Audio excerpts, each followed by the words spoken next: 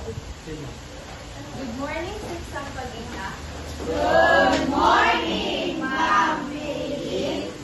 Okay, before you sit down, I want you to look under your chairs for trashes and keep it in your bag. Can someone lead the prayer? Okay, Angelica. Let's pray. Amen. Okay, thank you, Angelica. You may now all sit down. Now, I want someone to complete this statement. Our weather for today is, what is our weather for today? Yes, Kate? The weather for today is sunny. Yes, very good. Our weather for today is sunny day because there is sun. Okay, here are our classroom rules. What do you think is this one? Yes, Lauren? Raise your hand. If you want to speak or if you want to say something. Okay. This one. Yes, Kate. Work quietly. Yes, very good. And the last one is, yes, Jerry. Speak properly. Yes, very good.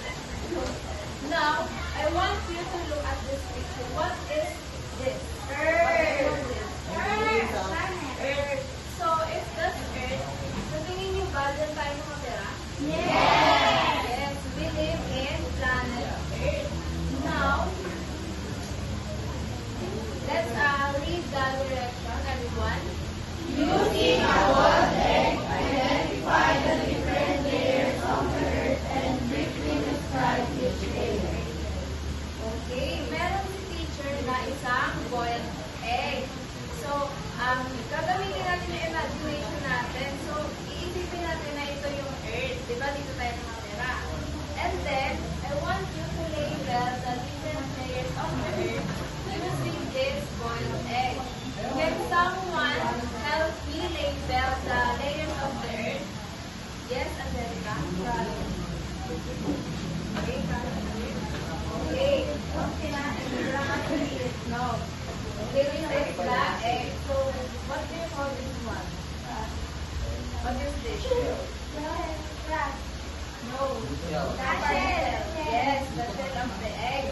Now, in the layers of the earth, what does the shell of the egg represent? What do you think? Okay.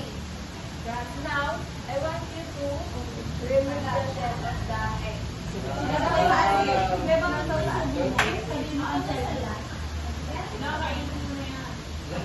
Ma'am, ulam na yun mamaya.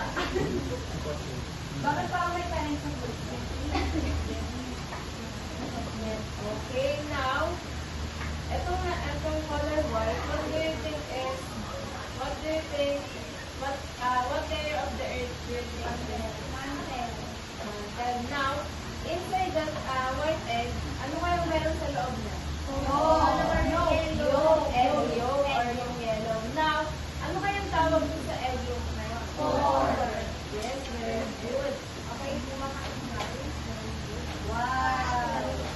Okay, so sinabi ni Anselmo is yung eggshell daw ng egg is the crust. And then this one, yung white part naman is the mantle. And kapag inopen natin yung egg, meron tong yellow part which is the core. Now, picture natin kung tama ba yun. Okay, this is the composition of the earth. Kung papansinin natin, meron siyang ilang layers? Three! This one, what layer is this? Brass. And this one? Mantle. Very good. Now, we will discuss about the forces that affect changes on the earth's surface. Gusto ko malaman sino excited nang matuto kung ano yung mga forces na yun. Taas ng kamay. Bakit yung iba ayaw? Hindi ba excited? Ayaw po. Okay. Crisel, can you read our objectives for today? Explain why earthquakes and volcanic eruptions cause changes in the earth's surface. Next one, Hannah.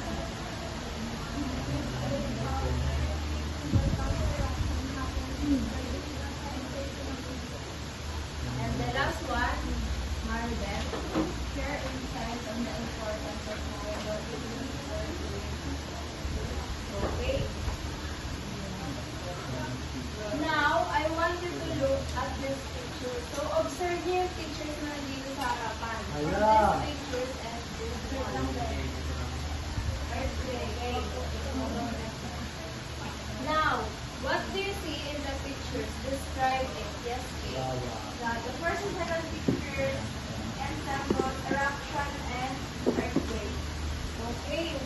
How do you say that this represents earthquake and this represents volcanic eruption? Kasi po doon sa volcanic eruption, nakita po natin yung clouds and the gases burst on the clouds and even ang infrastructures that destroyed the clouds. Okay, thank you, Kay. Very good. Wow. Very good. So, number 2. Yes, Lauren? Are you familiar with the event shown in the picture? What year do you think those events are? Yes po. Nung 1992 po sa amin. Yun yun. 1992? Wala ka ng 1992? Opo. Ay, hindi po. Sabi po sa akin ni Daniel. Sino si Daniel? Yung kaibigan ko po na matanda na. Ay, grabe. Huwag mo siya palagyan ng matanda. Ay, ano po? Luya. Okay, thank you, Lauren. Ma'am, meron pa po. Yung volcanic eruption po, nung kami ko lang po. 1800. Ay, buhay ka na rin. Sabi po niya sa akin. Okay, thank you, Lauren. So, tingin niya, 1992, and this is what it is natin. So, mamaya manalaman natin kung tama yung sagot ni Lauren. Now, number 3. Yes, Susan. What natural disasters happened in the future? Yung natural disasters with the volcanic eruption and earthquake. Okay, thank you. Very good. Now, for the fourth question, Joyce.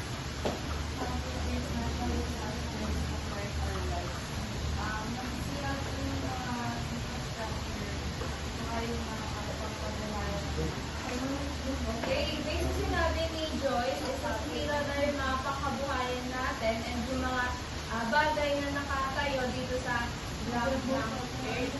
Now, why do we need to study how these natural disasters happen? Bakit natin siya pinag-aaralan? Anong sisi kaya? Yes? Yes. For us po to be aware, tapos pag-aaralan natin kung ano yung mga dapat na natin mo sa nangyari. Okay, very good. Para daw malaman natin kung anong gagawin natin kapag nangyari yung mga disasters na yun. Aside from that, meron pa bang ibang sagot? Sinabi ko, may gusto niyo ng gulo. Wala na. Okay, thank you. Now, itong picture na to is the July 1990 earthquake, which is pinaka-destructive earthquake na nangyari dito sa Philippines. While this one is from 1991, world's largest volcanic eruption naman in the past century. Okay, please go ahead. Okay, kung papansinin natin yung pagitan ng year, yung earthquake, nangyari siya ng 1990 and yung volcanic eruption naman is 1991. Sa tingin nyo, may epekto kaya yun na unang nangyari na nagkaroon ng earthquake, then yung sa na year naman is nagkaroon ng volcanic eruption. Okay? So, pag-ilaw po ng lupa, nagkaroon po yung tectonic plate sa baba ng bato. Yes, very good. Clap your hands for Kay. Okay, very good. Since nagkaroon ng earthquake, nagkaroon ng shaking sa ground na nag-cause ng volcanic eruption. Nagkaroon ng disturbance. Now, ayun yung mga tinatawag natin na natural hazards. Meron tayong earthquake, volcanic eruption, and tsunami. Now, kailan kaya nangyayari yung tsunami? Kapag, yes, okay, pag mataas po yung sea level, pag natutunaw po yung glacier sa ice cream, mataas po yung sea level. Okay, thank you. Okay? Okay, aside from that, bakit kaya nagkakaroon ng tsunami? Nandiyan na yung sagot. Yes, Hannah. Doon. Okay, thank you, Hannah. Very good. Sabi ni Hannah, dahil daw sa earthquake and volcanic eruption, which is correct din. Dahil nagkakaroon nga ng movement yung ground na yung lupa sa ilalim ng tubig is nagkakaroon din ng shaking na nagkakos ng pag-wave ng tubig. So, ayan.